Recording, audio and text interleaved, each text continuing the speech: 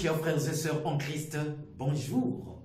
Vous l'avez certainement imaginé que nous sommes devant vous pour un petit partage autour des textes bibliques qui nous sont proposés ce dimanche 7 juillet 2024, 14e du temps ordinaire, année B. La première lecture nous vient du livre du prophète Ézéchiel, le deuxième chapitre, du 2e au 5e verset. Pour la méditation, nous avons le psaume 122. La deuxième lecture, Saint Paul va nous accompagner dans sa deuxième lettre aux Corinthiens, le chapitre 12, du 7e au 10e verset.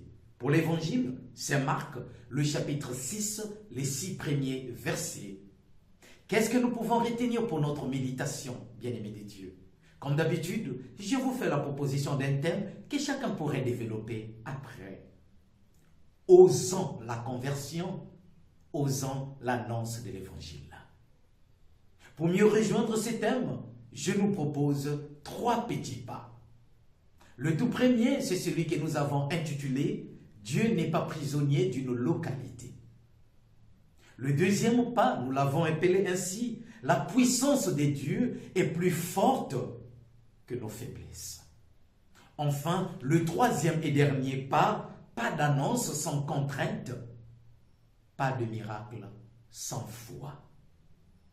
Oui, bien-aimés de Dieu, revenons sur le premier pas.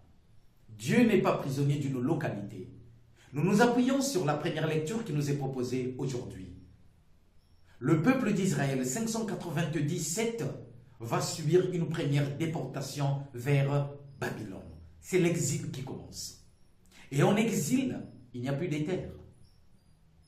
Il n'y a plus de temple où adorer Dieu et lui offrir nos prémices. Il n'y a plus de roi. Et c'est justement dans ces contextes que le peuple est en quelque sorte ballotté dans sa foi. C'est disant que ça ne sert à rien de continuer à prier, d'autant plus que les dieux de ceux qui nous ont vaincus sont plus forts. Oui, puisque le nôtre nous a abandonnés, il a permis à ce que nous puissions nous retrouver ici en exil. Qu'est-ce qu'il faut faire? On s'acclimate avec les dieux qui nous entourent, avec les coutumes qui nous entourent, avec les pratiques qui nous entourent. Notre Dieu n'existait plus, il nous a abandonnés. C'est fini. La foi est mise à l'épreuve. C'est dans ce contexte-là, bien-aimés de Dieu, que le Seigneur lui-même va susciter son prophète, le prophète Ézéchiel. Oui, parmi les déportés, il est là. Et Dieu va utiliser ce prophète pour pouvoir galvaniser une fois de plus les énergies spirituelles de son peuple pour lui dire, tu n'as pas à t'acclimater avec ce qui se passe autour de toi. Convertis-toi tout simplement. Les jours meilleurs arriveront. La bonne nouvelle ici, bien-aimés de Dieu, c'est de découvrir qu'au cœur de l'exil, loin de leur terre, là où il n'y a même plus de temple, là où ils se disaient que c'est fini, eh bien Dieu est capable de susciter un prophète pour ramener le cœur de ce peuple vers lui. Pour que ce peuple ne s'égare pas, que ce peuple découvre qu'au-delà des souffrances, qu'au-delà des difficultés, lui, le Dieu d'Israël, est Dieu. Il chemine avec eux. C'est l'expression d'ailleurs. Ils sauront qu'il y a un prophète parmi eux. Autrement dit, ils sauront que moi, à travers, n'est-ce pas mon prophète, je suis avec mon peuple. Dieu chemine toujours avec nous. Dieu n'est pas seulement à Jérusalem. Dieu n'est pas seulement à Rome. Encore moins à Dolisie, à Pointe-Noire, à Brazzaville, à Kinshasa, à Mbujima, ou je ne sais pas où. Dieu est là où les cœurs sont prêts à l'accueillir. Dieu est là où les gens lui font confiance. Dieu est là où la foi reste vive malgré les épreuves. Le deuxième pas de notre méditation, c'est celui que nous avons intitulé « La puissance de Dieu est plus forte que nos faiblesses ». Oui, au cœur des difficultés, il y a de quoi abandonner. Et effectivement, c'est quand on regarde même notre propre passé, si évidemment il n'a pas été élogieux, on a de quoi se dire, pourquoi alors continuer? Je suis faible, j'ai trop de péchés, j'ai mal agi hier. Oh, bien-aimé de Dieu, si évidemment ces genres d'idées nous traversent l'esprit, rappelons-nous l'expérience de Saint Paul.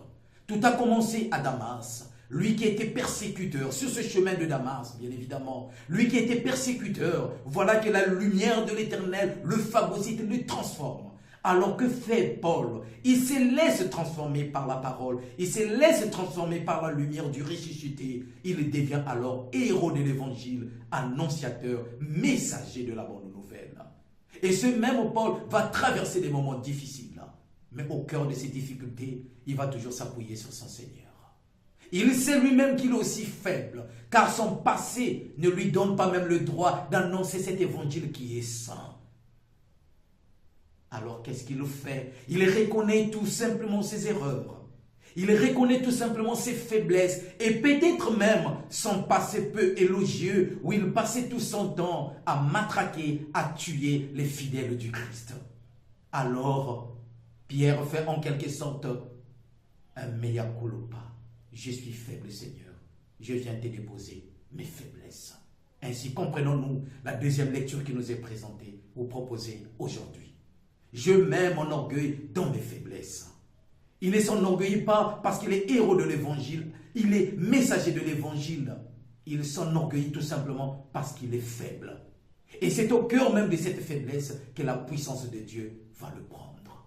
Et lui-même ajoutera, c'est lorsque je suis faible, c'est alors que je suis fort. Bien-aimés de Dieu, nos faiblesses, notre passé ne doivent pas être des obstacles aujourd'hui pour que nous puissions nous engager pour la cause de l'évangile. Osons l'annonce, osons la conversion, changeons tout simplement de vie, acceptons que la parole de Dieu nous transforme et laissons que cette parole nous guide. Ainsi, notre vie, on recevra des grâces et des bénédictions, si bien que désormais, lui seul vivra en nous. Saint Paul, c'est dans sa faiblesse qu'il a expérimenté la puissance de Dieu, au point d'affirmer un jour, ce n'est plus moi qui vis, c'est le Christ qui vit en moi. Galates 2, verset 20. Et lui-même, toujours dans cette expérience de la reconnaissance de ses faiblesses, Philippiens chapitre 1, à partir du verset 21, il arrivera à dire, désormais, ma vie, c'est le Christ. Vivre, c'est Jésus. Reconnaissons nos faiblesses. Dieu nous élèvera. Et au cœur de nos faiblesses, ne l'oublions pas que la voix de Dieu est toujours là pour nous dire, tout est possible. Tu peux encore oser. Osons la conversion. La grâce sera toujours là. Le troisième et dernier pas, bien-aimé de Dieu, c'est celui que nous avions déjà annoncé, et nous le rappelons, pas d'annonce sans contrainte, pas de miracle sans foi. Pas d'annonce sans contrainte, oui. Accepter d'annoncer Jésus, accepter de le suivre, c'est apprendre aussi, n'est-ce pas, son fardeau de souffrance.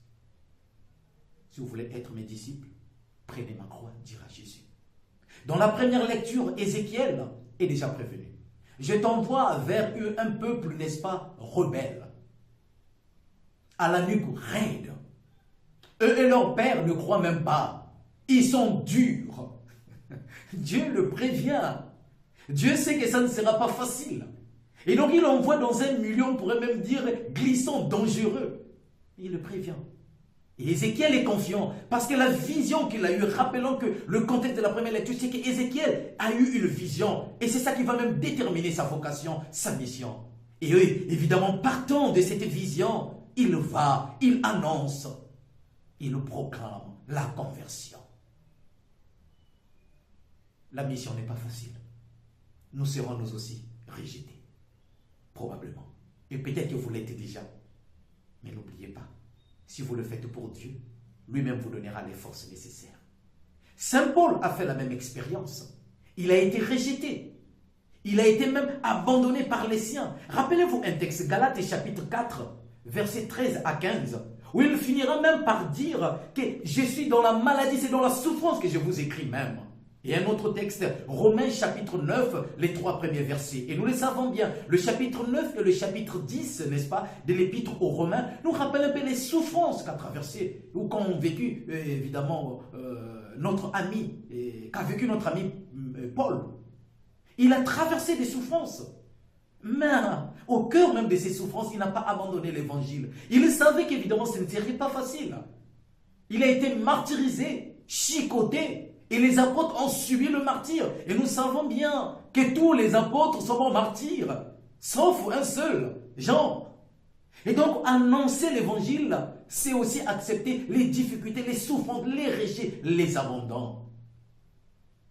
Mais nous savons que derrière ces souffrances, derrière la croix, il y a la résurrection. Et Jésus lui-même dans l'évangile est confronté à la même souffrance. Il est rejeté par les gens même de sa patrie. On pourrait même dire que sa propre famille le rejette. Et d'ailleurs, ça ne nous étonne pas. Nous sommes au chapitre 6. Mais si vous prenez Marc chapitre 3 à partir du verset 21, on nous fait même dire que ses parents, sa propre famille, étaient venus le chercher parce qu'il se disait qu'il est devenu fou.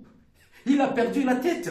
Et donc il n'est pas accueilli, il n'est pas accepté. Les Juifs l'abandonnent, les pharisiens le rejettent, le traquent, veulent même sa mort. Et même sa propre patrie, même sa propre famille, même au cœur de nos familles, nous pouvons être rejetés. Nous pouvons être secoués, nous pouvons être abandonnés, tout simplement parce que nous avons saisi le Christ.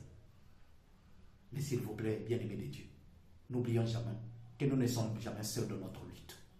Oui, pour l'évangile, pour la cause de l'annonce de l'évangile, nous ne sommes jamais seuls, nous sommes toujours avec le Christ.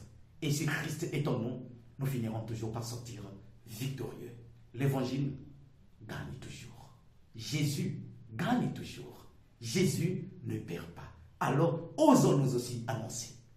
Et il n'y a pas de foi, il n'y a pas de miracle sans foi, avions-nous dit. Regardez bien, Jésus est rejeté par les siens. Et donc là, nous dit le texte, il n'a pas accompli des signes. Il n'y a pas eu de miracle. Autrement dit, il n'y a des miracles que là où il y a la foi. Là où les gens croient, il y a des miracles. Si nous croyons, nous allons voir les merveilles de Dieu. Si nous nous convertissons, nous allons voir les merveilles de Dieu. Car croire et se convertir, bien-aimés de Dieu, moi je les mets ensemble. On ne peut pas dire aujourd'hui que je crois sans se convertir. Tout comme je ne peux pas dire que je me convertis sans pourtant croire. On s'est converti en vue de croire, en vue de se laisser guider désormais par le Maître lui-même, par le Christ lui-même, par sa parole. Convertissons-nous et nous verrons les merveilles de Dieu.